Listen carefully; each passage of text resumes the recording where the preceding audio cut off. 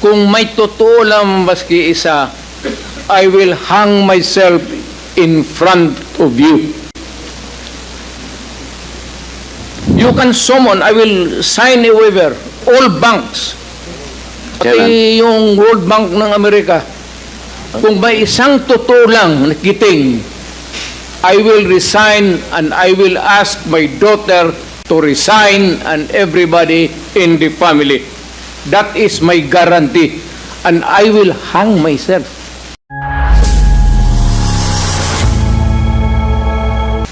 Will the former president be okay that if we draft the waiver now, that it be signed today instead of tomorrow? Will you be fine with that, Mr. President? Anong kapalit, sir? Hindi. Sampalin ko siya sa publiko. Hindi, wala naman. Ngayon na. Wala pong ganunan. Mr. Chairman. I'll give you, sasampalin ko sa Mr. Chairman. Session suspended. Session suspended. Yes.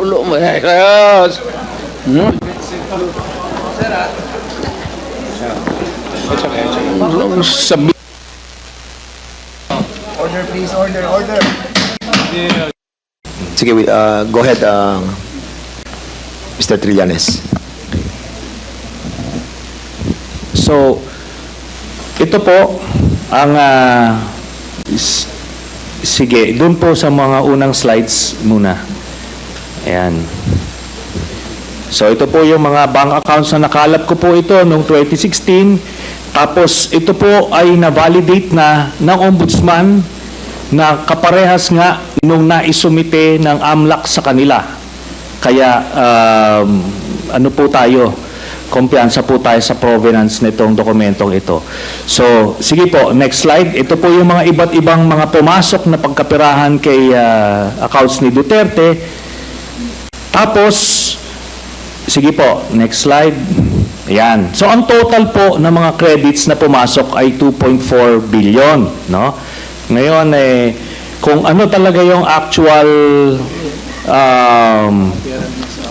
total, malalaman po natin yan pagka binuksan po yung accounts. Ngayon po ito, no? Ang pagkakamali po ni Mr. Duterte nung nagtatago siya ng pagkapirahan, ay ginawa niyang joint account yung kanyang anak na si Vice President Sara Duterte.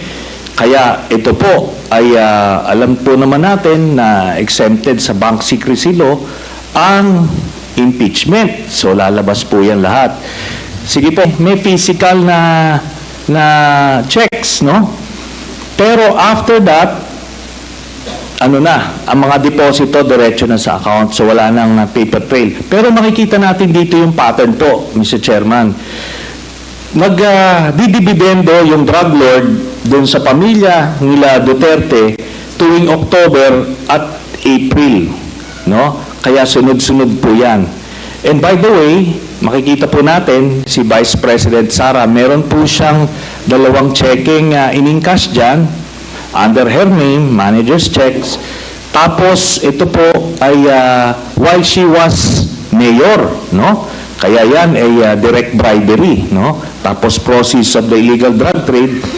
Ito po ang naging pruweba natin.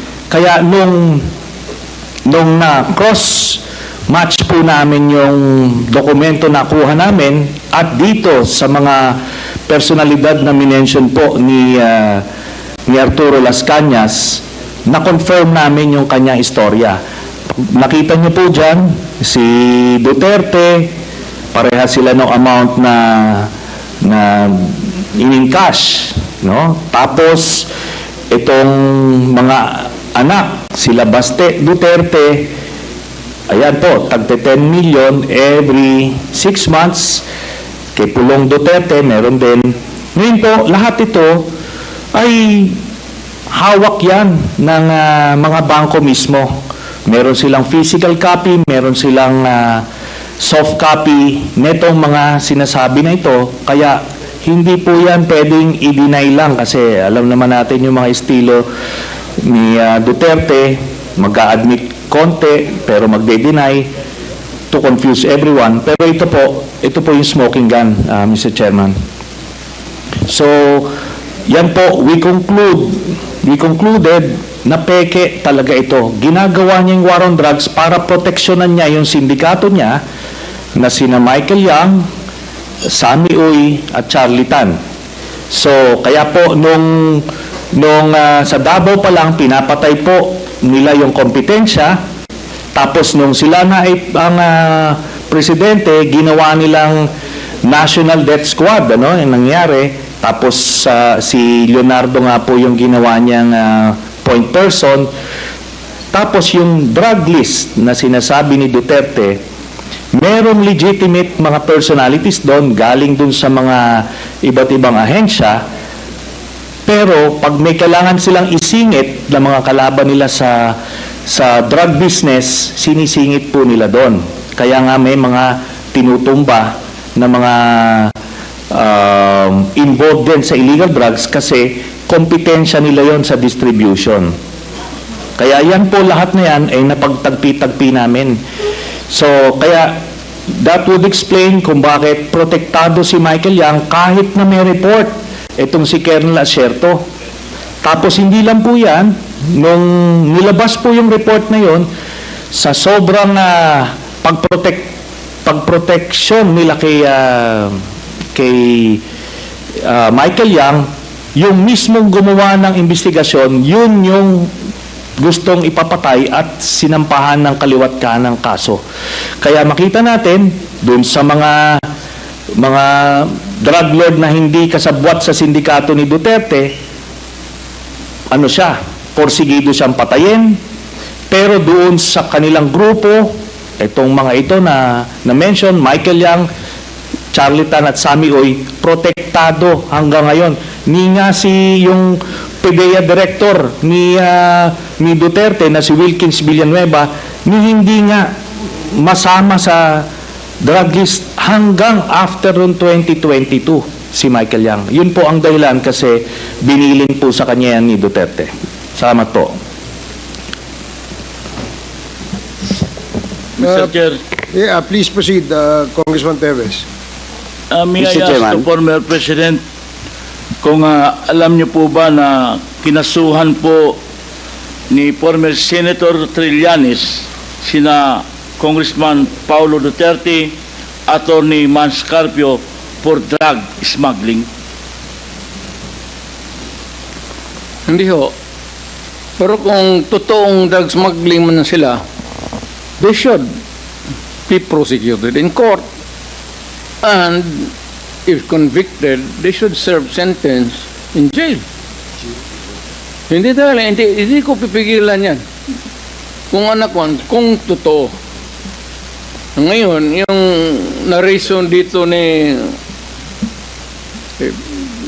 ko kilala itong taong to, forgot his name. Your Honor, if there is an iota of truth,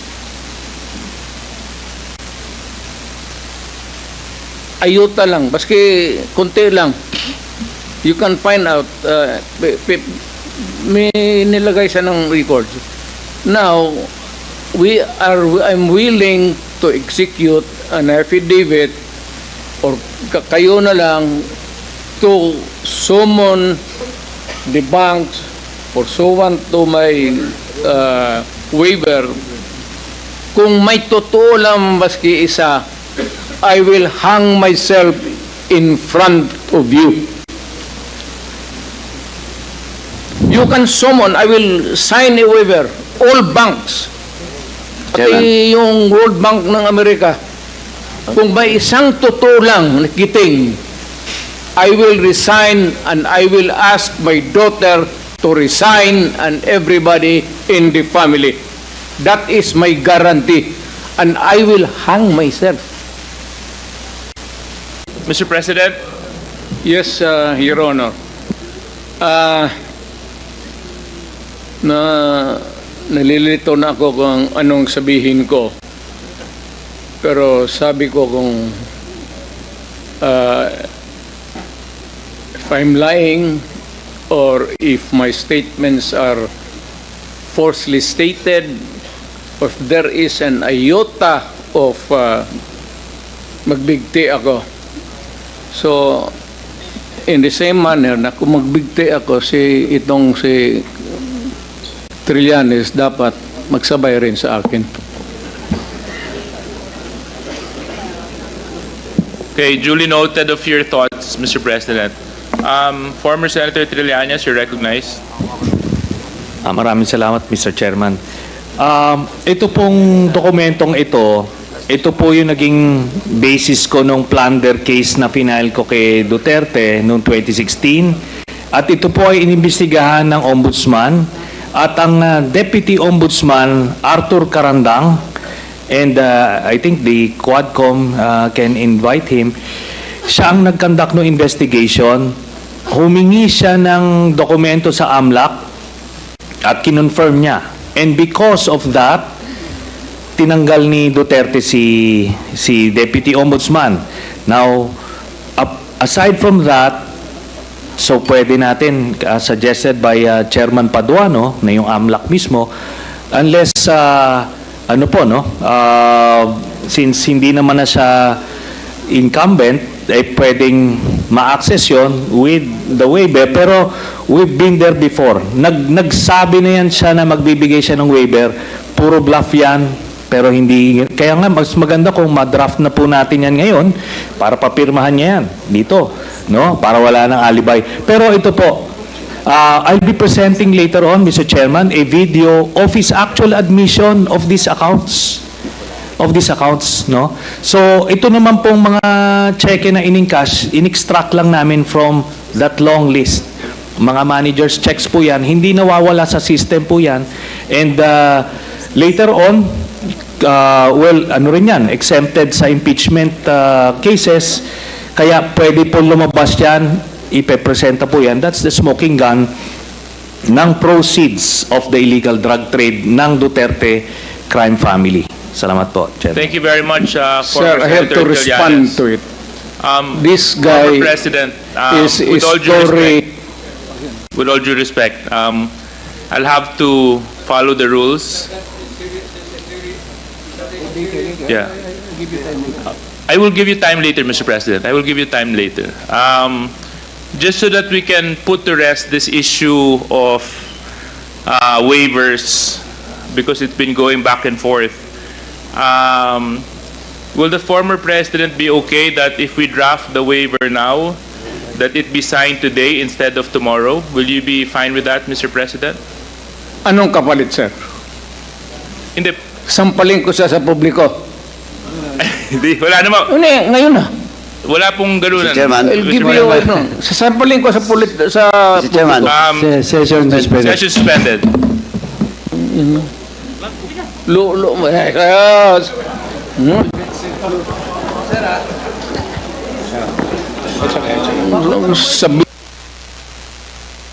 Order, please, order.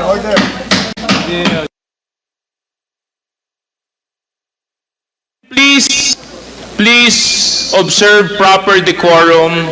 We are in a committee hearing. We have already stressed from the very beginning that the proper rules, decorum, will be implemented regardless of who you are. Regardless of who you are. We live by a set of rules in this committee, and those set of rules will be followed, and those set of rules will be implemented. If I may. Wait, session, it's still suspended. It's still suspended.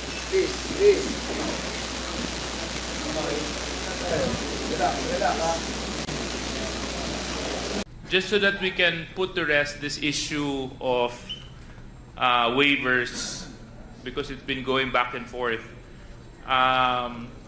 Will the former president be okay that if we draft the waiver now, that it be signed today instead of tomorrow? Will you be fine with that, Mr. President? Anong kapalit, sir? Hindi. Sampalin ko siya sa publiko. Hindi. Wala naman. Ngayon na. Wala pong ganunan. Mr. Chairman. I'll give you sasampalin ko sa Mr. Chairman. Session suspended. Session suspended.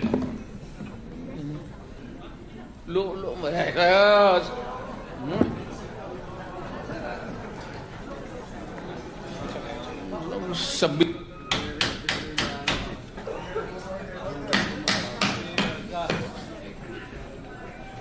The hearing is now resumed. Chairman? Yes, Chair. SDS. Mr. Chair, may Mr. Chairman, I be may I allowed, move, with Wait, priority? former Mr. Chairman. President, I just would Yeah. like to apologize for the unbecoming behavior. Init sa ulo lang yun. thank you very much for your apology. It is accepted.